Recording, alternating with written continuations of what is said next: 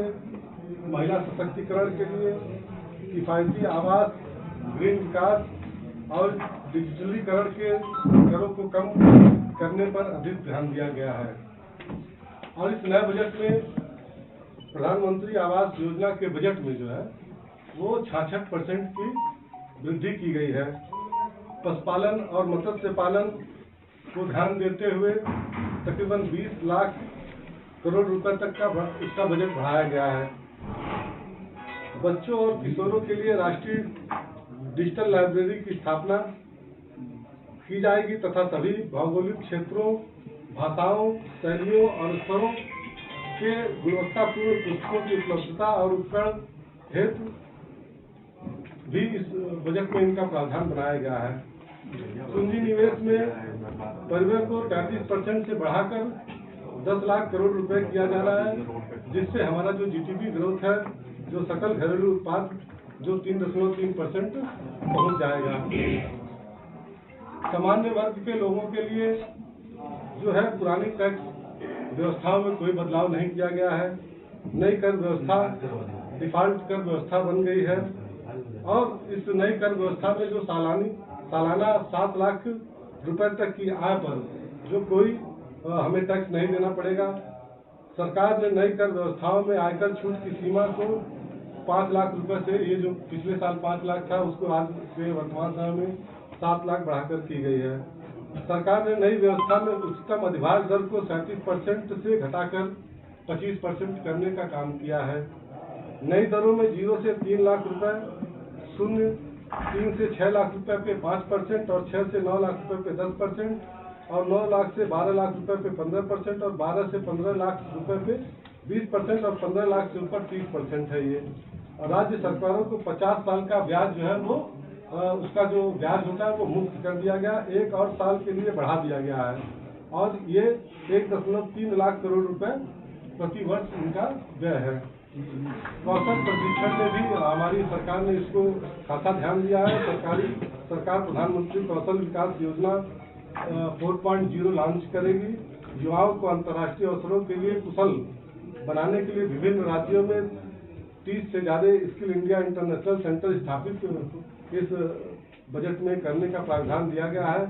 प्रधानमंत्री पॉजिटिविटी विकास मिशन विशेष रूप से कमजोर लोगों को सामाजिक आर्थिक स्थितियों में सुधार के लिए शुरू करने का काम किया गया है। आदिवासी समूहों के लिए मिशन लागू किया गया है। 15,000 करोड़ रुपए उपलब्ध कराकर उनको विकास की मुख्य धारा से जोड़ने का प्रावधान इस बजट में किया गया है।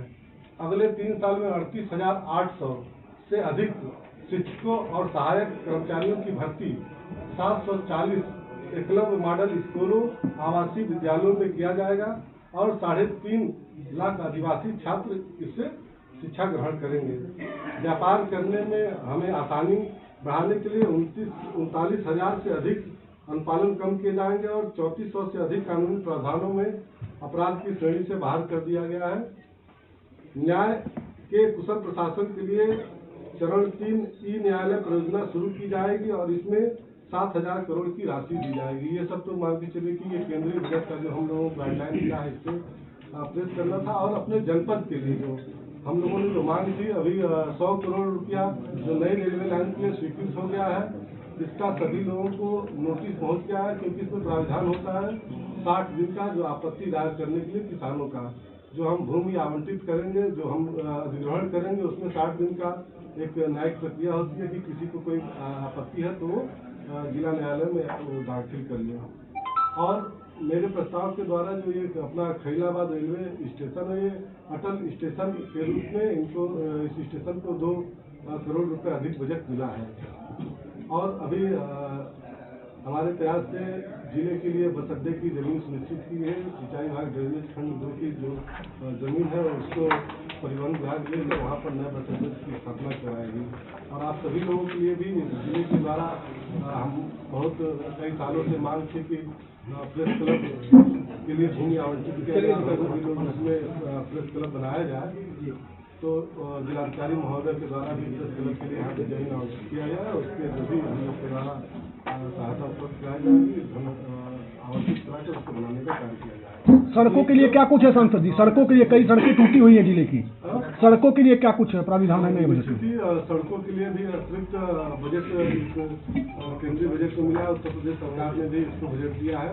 अभी एक ज्वलनशील मुद्दा था हमारे जनपद का, अंडरपास संघर्ष मोर्चा ने करीबन 8 से 9 सालों में संघर्ष किए थे। ओवरब्रिज बनने की वजह से कई व्यवसायी वर्ग उससे पीड़ित थे। तो हमारे और माननीय विधायक जी के प्रयास के द्वारा रेल मंत्रालय से हम लोगों ने उसका अंडरपास के लिए बजट भी प्रावधान बजट को पास कराया। अंडरपास इस मार्च के बाद बनना शुरू हो जाएगा। वहाँ पे भी हमने 5 करोड़ का अतिरिक्त बजट दिलाने का कार्य किया।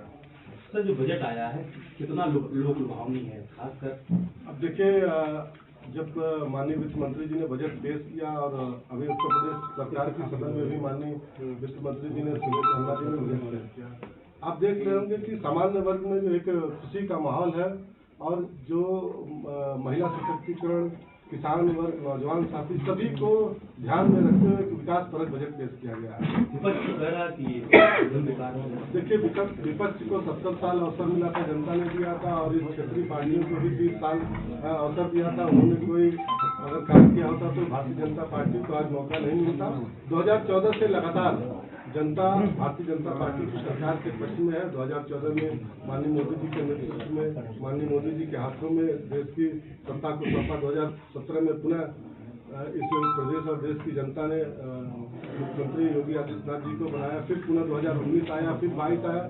लगातार जो है हमारी सरकार के उन कार्यों को, जो जन कल्याणकारी योजनाओं को धरातल पर पहुंचाकर जनता को सीधे लाभान्वित करने का कार्य कर रही है। इसका देन है कि भारतीय जनता पार्टी और भारतीय जनता पार्टी की विचारधारा और मजबूत होती जा रही है। आपकी सरकार में अभी गोली चली है, वकील को दिन दहाड़े हत्या कर दिया गया है। अब देखिए, माननीय योगी आदित्यनाथ जी की सरकार जीरो टॉलरेंस की सरकार है और पिछले 5 वर्षों में पूर्व की सरकार में भी देखिए अपराधियों के लिए कोई भी जगह नहीं थी।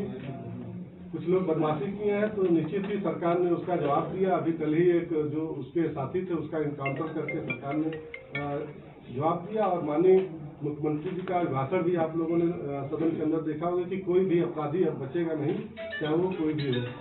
वो आपने केंद्र पे मवेशी चारे के अभाव में दम तोड़ रहे हैं, इसको लेकर क्या कुछ देखिए, ऐसा क्योंकि हमें अभी संज्ञान में ऐसा नहीं आया है। जो भी हम लोग को समस्याएं जिले की या प्रदेश स्तर की हम लोग को समस्याएं हम लोग के सामने आती है, उसका हम लोग निस्तारण करने का कार्य करते हैं। सांसदीय कानूनों में क्या संशोधन किया गया? मेडिकल कॉलेज के लिए बताइए कि जैसे हर जिले में प्रस्तावित है और बन गया है। मेडिकल कॉलेज को भी मॉडल बेस पे तैयार करने का प्रावधान माननीय मुख्यमंत्री